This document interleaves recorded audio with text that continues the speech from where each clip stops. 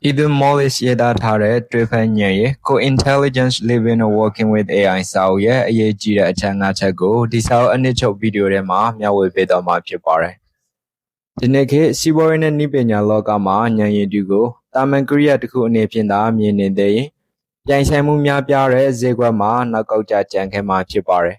The video ga, Nye Dugo, Tia Nye Mien, Lopo Kaipatia, Below Maha Bua Jaja, a town charmless Rago. A teacher Chimbia Beme, Sao, a nature lanyo web chipare.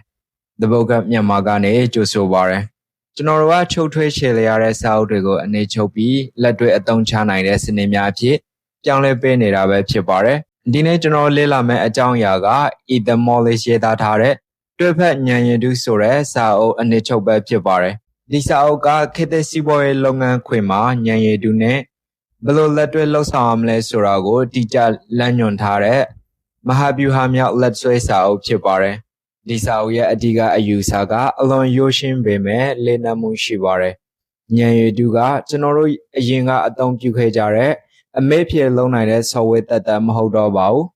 Daga, General do Dwekonai, Pantina, Sombiacha Chanide, Dwepa Nye du Pilabi Chipare. Either Mollis ye adiga chabwe dirty chatakua, Nye dugo, Alolea Senetuku appeared the Mataraga. Along my loya pipi, Dago, go by a dinner shire, Lopo Kaipatialum, the Pora Puban Sayamada, and Yamas on the Yala Dugo, Yashi Naima Pitalo, Popiata Ware.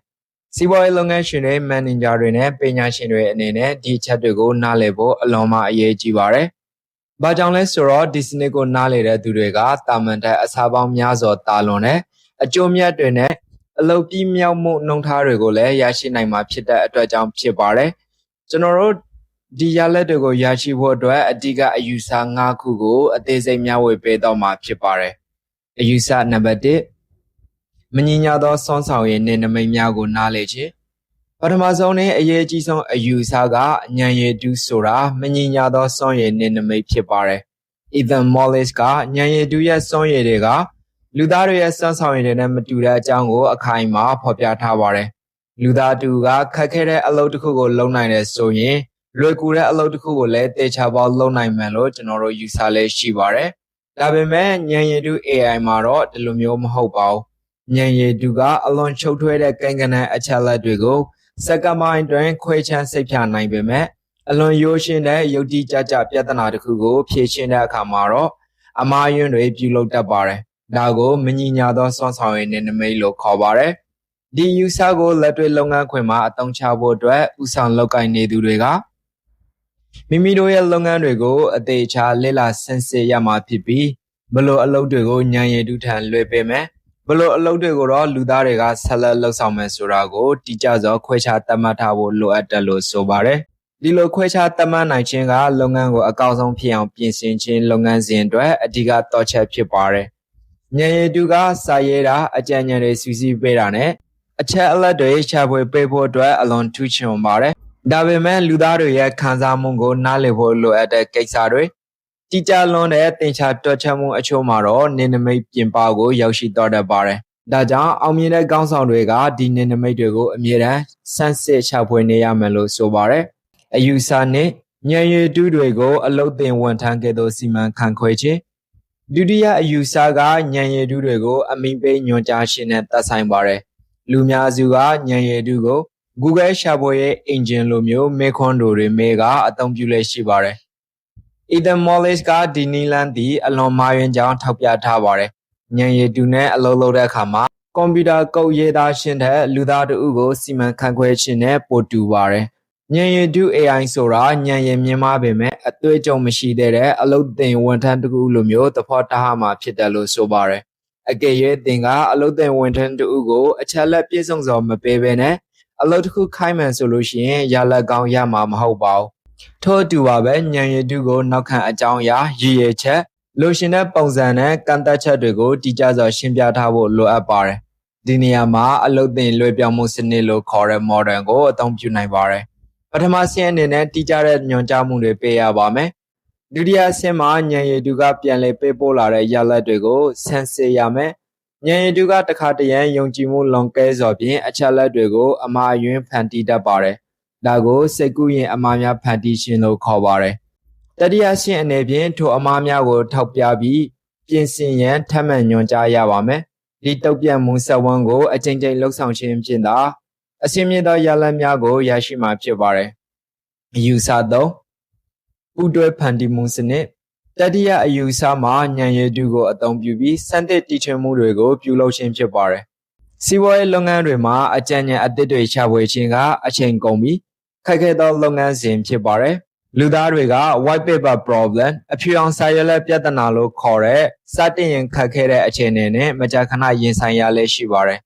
Ethan Mollis ရဲ့လေ့လာတွေ့ရှိချက်တွေအရဉာဏ်ရည်တုတွေကအကြံဉာဏ်အသစ်တွေထုတ်ဖော်ပေးတဲ့နေရာမှာအလွန်အသုံးဝင်တဲ့မိဖက်တွေဖြစ်တယ်လို့ဆိုပါတယ်ဉာဏ်ရည်တုတွေကလူသားတွေလိုမျိုးပြင်ပန်းနှံ့နေမှုမရှိဘဲမတူညီတဲ့ရှုထောင့်တွေကနေအကြံဉာဏ်ရာပေါင်းများစွာကိုအချိန်တိုအတွင်းဖန်တီးပေးနိုင်ပါတယ်ဒါကိုဖြာထွက်တွေးခေါ်မှု divergent thinking နဲ့စူးစီးတွေးခေါ်မှု convergent thinking အဖြစ်စနစ်ဖြင့်မြင်ကြည့်နိုင်ပါတယ်ပထမဦးစွာဉာဏ်ရည်တုကိုအသုံးပြုပြီးဖြစ်နိုင်သမျှအကြံဉာဏ်အလုံးကိုထုတ်ဖော်ခြင်းဖြင့်ဖြာထွက်တွေးခေါ်မှုစနစ်ကိုပြုလုပ်ရပါမယ်အဲ့ဒီနောက်မှသာရရှိလာတဲ့အကြံဉာဏ်တွေထဲကအကောင်းဆုံးနဲ့လက်တွေ့အကျဆုံးအရာတွေကိုရွေးချယ်ကလူသားများကအကဲဖြတ်ခြင်းဖြင့်စူးစီးတွေးခေါ်မှုကိုပြုလုပ်ရပါမယ်ဒီနည်းလမ်းတွေကမဟာဗျူဟာရေးဆွဲခြင်းဈေးကွက်ချပွေခြင်းအစီအစဉ်များဖန်တီးခြင်းနဲ့အကြောင်းအရာအသစ်များဖန်တီးခြင်းတို့မှာအချိန်ကုန်တက်တာစေပြီးယင်းဒီမြုံနယ်မှုအကျိုးမြတ်ကိုအမြင့်မားဆုံးရအောင်တိုးမြင့်ပေးနိုင်ပါတယ်အယူဆ၄စင်တော်နဲ့ cyber အလုပ်လုပ်ဟန် model များအခုကျွန်တော်တို့ကဒီစာအုပ်ရဲ့အရေးအကြီးဆုံးဗဟိုချက်မှဖြစ်တဲ့အရှင်းမြင့်လုပ်ငန်းခွင် model နှစ်ခုအကြောင်းကိုလေ့လာရမှာဖြစ်ပါတယ်ဒီချက်တွေကခေတ်သစ်စီးပွားရေးလုပ်ငန်းတွေမှာမဖြစ်မနေနားလည်ထားရမယ်မဟာဗျူဟာမြောက်အာသာချက်တစ်ခုဖြစ်ပါတယ်Ethan Mollis ကဉာဏ်ရည်တုနဲ့ပူးပေါင်းလှုပ်ဆောင်တဲ့အခါအဓိကအဖြစ်စင်တော်နဲ့ cyber လို့ခေါ်တဲ့ရှိကမှုပုံစံနှမျိုးရှိကြောင်းရှင်းပြထားပါတယ်စင်တော်အလုပ်လုပ်ဟန်ဆိုတာလူနဲ့ဉာဏ်ရည်တုကြားမှာအလုပ်တာဝန်တွေကိုရှင်းလင်းပြတ်သားစွာခွဲခြားထားခြင်းပဲဖြစ်ပါတယ်စင်တော်ဆိုတာ Greek dictionary ထဲကလူခန္ဓာကိုယ်နဲ့မြင်းခြေထောက်ရှိတဲ့စင်တော်ဆိုတဲ့သတ္တဝါကိုအစွဲပြုထားတာပါလူနဲ့မြင်းတွဲနေပေမဲ့ဘယ်နေရာကလူဘယ်နေရာမြင်းဆိုတာအပိုင်းခြားအတိအကျရှိပါတယ်ဒီ model မှာလူသားကလုပ်ရမယ့်အပိုင်းနဲ့စက်ကလုပ်ရမယ့်အပိုင်းကိုတိကျစွာခွဲခြားထားပါတယ်ဥပမာအားဖြင့် manager တဦးကစီးပွားရေးဆုံးဖြတ်ချက်နဲ့သုံးသပ်ခြင်းတွေကိုကိုယ်တိုင်ပြုလုပ်ပြီးအချက်လက်စုဆောင်းခြင်းနဲ့မှတ်တမ်းရေးသားခြင်းကိုဉာဏ်ရည်တုထံတာဝန်လွှဲပြောင်းပေးထားခြင်းမျိုးဖြစ်ပါတယ်ဒီနည်းလမ်းကမငြင်းမကြသောစွမ်းဆောင်ရည်နယ်နိမိတ်တွေကိုရှင်းလင်းစွာသိရှိထားသူတွေအတွက်အလွန်အသုံးဝင်ပါတယ်cyber အလုပ်လုပ်ဟန်ဆိုတာလူနဲ့ဉာဏ်ရည်တုတို့ကြားနေနမိတ်မရှိတော့ပဲနှက်ချိုင်းစွာပေါင်းဆက်လုပ်ကိုင်ခြင်းပဲဖြစ်ပါတယ်စိတ်ပတ်ရုပ်ရှင်တွေထဲကလို့လူသားရဲ့ခန္ဓာကိုယ်ထဲမှာစက်ပစ္စည်းတွေနှီးပညာတွေပေါင်းဆက်ထားတဲ့ cyber ဥပမာ Robocop ဒါမှမဟုတ် Terminator လိုမျိုးကိုတင်စားထားတာပါလူနဲ့စက်ကွက်မထွက်ပဲတသားတည်းဖြစ်နေရပါမယ်ဒီ model မှာလုပ်ငန်းစဉ်တစ်ခုလုံးကိုအတူတကွပူးပေါင်းလှုပ်ဆောင်ဖန်တီးကြတယ်ဥပမာလူသားကစာတစ်ကြောင်းစတင်ရေးသားလိုက်ပြီးဉာဏ်ရည်တုကနောက်တစ်ကြောင်းကိုဆက်လက်ဖန်တီးရေးသားပေးကထိုဖန်တီးမှုကိုလူသားကချက်ချင်းပြန်လည်တိဖြိုက်တာမျိုးဖြစ်ပါတယ်ဒီချေကမှုကအလွန်ရှုပ်ထွေးတဲ့ပြဿနာတွေကိုဖြေရှင်းတဲ့အခါတီထွင်ဖန်တီးမှုအားကောင်းဖို့လိုအပ်တဲ့အလုပ်တွေအတွက်အလွန်ထိရောက်မှုရှိပါတယ်အစင်းမြင့်အရာရှိတွေနဲ့ပညာရှင်တွေကဒီ model တစ်ခုလုံးကိုအခြေအနေပေါ်မူတည်ပြီးလိုက်ရောညီထွေစွာအသုံးပြုတတ်ဖို့လိုအပ်ပါတယ်ဒီစနစ်ကိုပိုင်နိုင်စွာအသုံးပြုခြင်းကရိုးရှင်းတဲ့တိုးတက်မှုမျိုးမဟုတ်ပဲအစားမတန်ကြီးမားတဲ့ခုံပြန်ကျော်လွှားမှုတွေကိုဖြစ်ပေါ်စေနိုင်ပါတယ်အယူဆ5ဉာဏ်ရည်တုအားကိုယ်ပိုင်နည်းပြဖြစ်အသုံးချခြင်းပင်စမများအယူဆမှာဉာဏ်ရည်တုဤသင်ကြားရေးနဲ့လေ့ကျင့်ရေးစွမ်းရည်များအကြောင်းဖြစ်ပါတယ်အစမပြတ်ပြောင်းလဲနေတဲ့ဒီနေ့ခေတ်စီးပွားရေးဈေးကွက်မှာအစမပြတ်လေ့လာသင်ယူနေခြင်းကရွေးချယ်စရာမဟုတ်ပဲမရှိမဖြစ်လိုအပ်တဲ့လိုအပ်ချက်ဖြစ်ပါတယ်Ethan Mollis ကဉာဏ်ရည်တုဆိုတာကမ္ဘာပေါ်မှာအကောင်းဆုံးသောကိုယ်ပိုင်နည်းပြတူဖြစ်လာနိုင်ကြောင်းတင်ပြထားပါတယ်ဉာဏ်ရည်တုကသင်ရဲ့အားနည်းချက်တွေသင်ယူမှုနှုံထားတွေနဲ့စိတ်ဝင်စားမှုတွေကိုလေ့လာသတ်မှတ်ထားနိုင်ပြီးသင်တို့အသင်းတော်ဆုံးသောသင်ခန်းစာတွေကိုဖန်တီးပေးနိုင်ပါတယ်ဒါကိုဉာဏ်ရည်တုနည်းပြစနစ်လို့ခေါ်ဆိုနိုင်ပါတယ်ကောင်းဆောင်မှုဆိုင်ရာကျွမ်းကျင်မှုတွေကိုလေ့ကျင့်ဖို့ဖြစ်စေ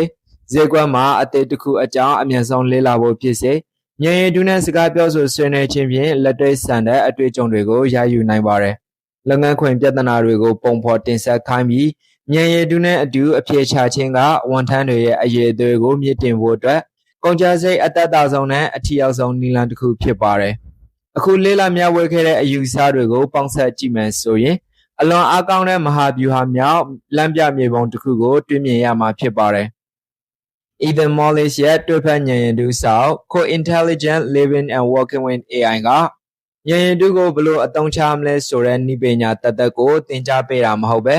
ခေတ်သစ်ကမ္ဘာမှာဘယ်လိုရှင်သန်အလုပ်လုပ်ကိုင်ရမယ်ဆိုတဲ့အတွေ့အခေါ်အသစ်ကိုတိစောက်ပေးထားတာဖြစ်ပါတယ်။မညီညာတဲ့စွမ်းဆောင်ရည်နဲ့နမိတ်ကိုနားလည်ခြင်းဖြင့်အမှားယွင်းတွေကိုချောင်ချနိုင်ပါတယ်။အလုပ်သင်ဝန်ထမ်းကဲ့သို့စီမံခန့်ခွဲခြင်းဖြင့်အကောင်းဆုံးရလဒ်တွေကိုရယူလာနိုင်ပါတယ်။ပူးတွဲဖန်တီးမှုစနစ်ဖြင့်စံသစ်တည်ထွင်မှုတွေကိုအချိန်မြင့်တင်နိုင်တယ်။စင်တော်နဲ့ cyborgs အလုပ်လုပ်ဟန်များဖြင့်အလုပ်များကိုထိရောက်စွာခွဲဝေဖန်တီးနိုင်ပါတယ်။နောက်ဆုံးမှာကိုယ်ပိုင်နည်းပြစနစ်ဖြင့်မိမိရဲ့အရေးအသွေးတွေကိုအဆက်မပြတ်မြင့်တင်နိုင်ပါတယ်။ဒီအချက်အလုံးကဉာဏ်ရည်တုကိုတွဲဖက်လုပ်ဖို့ကင်ဖက်အဖြစ်သတ်မှတ်ပေးရမယ်ဆိုတဲ့အဓိကအယူဆအောက်မှာစူးစီးလျက်ရှိနေပါတယ်။ဒီစနစ်တွေကိုလစ်လျူရှုထားမယ်ဆိုရင်မကြာမီအချိန်တွင်းမှာခင်းနောက်ကျကြံခဲ့မှာသိချပါတယ်။ဒါပေမဲ့ဒီယူဆတွေကိုလက်တွေ့အသုံးပြုနိုင်သူတွေအတွက်အဆုံးအစမရှိသောမဟာဗျူဟာများအားသာချက်တွေကိုရရှိမှာဖြစ်ပါတယ်။သင်အနေနဲ့ယနေ့မှစပြီးဉာဏ်ရည်တုနဲ့အလုံးလုံးတိုင်း၎င်းကိုကိရိယာတစ်ခုဖြစ်မသုံးပဲ